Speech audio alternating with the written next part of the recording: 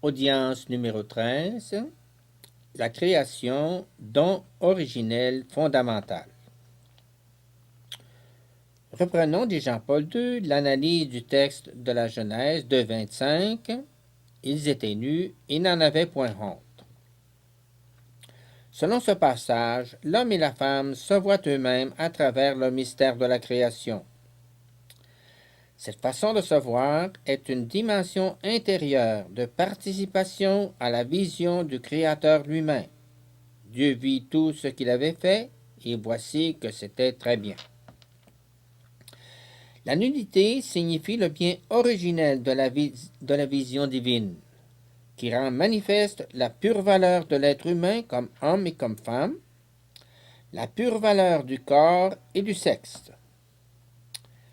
La situation indiquée ainsi ne connaît ni rupture intérieure, ni contradiction entre ce qui est spirituel et ce qui est sensible, de même qu'elle ne connaît pas de rupture et de contradiction entre ce qui humainement constitue la personne et ce qui dans l'homme est déterminé par le sexe, ce qui est masculin et ce qui est féminin.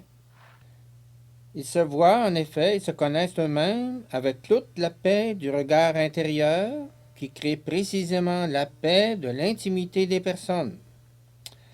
Si la honte entraîne une réduction spécifique de la vue par les yeux du corps, cela provient surtout de ce que l'intimité personnelle est comme troublée et presque menacée par une semblable vision.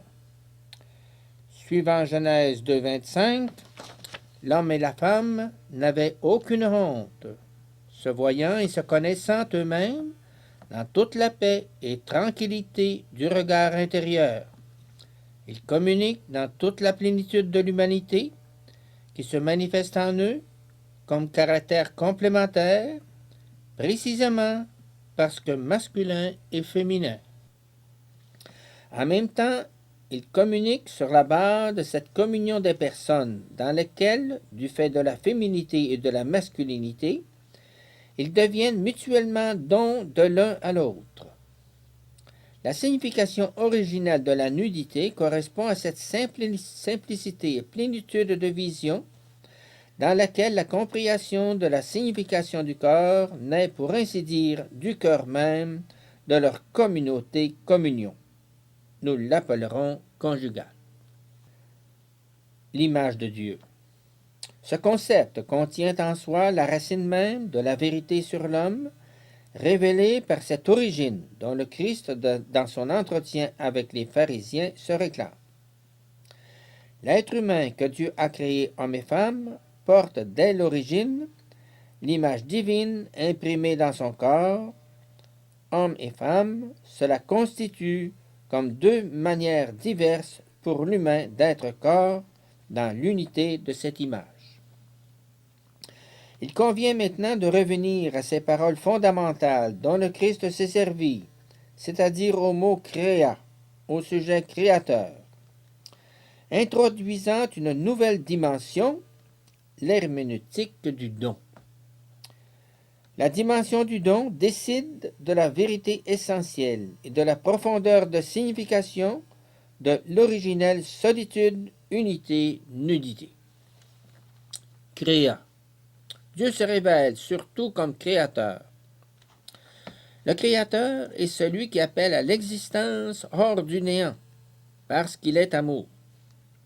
Dieu vit tout ce qu'il avait fait, et voici que c'était très bien. Seul l'amour, en effet, engendre le bien et se complaît dans le bien. Aussi, la création signifie, suivant le premier récit, Bereshit bara, donation.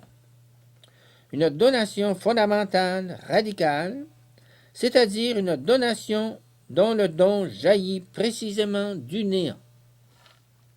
Chaque créature porte en soi le signe du don originel fondamental. Dieu créa l'homme à son image, à l'image de Dieu, il le créa, Genèse 1,27. Donné n'a de sens que respectivement à l'homme.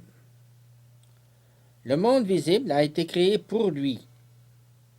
La création est un don, parce qu'en elle apparaît l'homme qui, comme image de Dieu, est capable de comprendre le sens même du don dans l'appel à l'existence hors du néant.